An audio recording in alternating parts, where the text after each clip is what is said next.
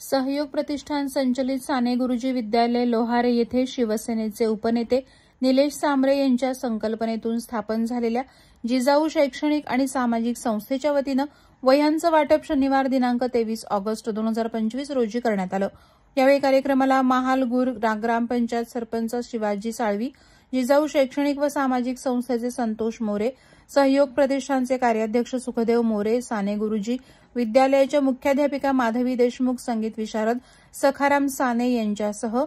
शिक्षक वृंद, विद्यालयाचे विद्यार्थी उपस्थित होते। मागील 2 महिन्यांपासून जिजाऊ शैक्षणिक व सामाजिक संस्था ठाणे, मुंबई, रायगड, रत्नागिरी, पालघर आणि सिंधुदुर्ग या जिल्ह्यांमध्ये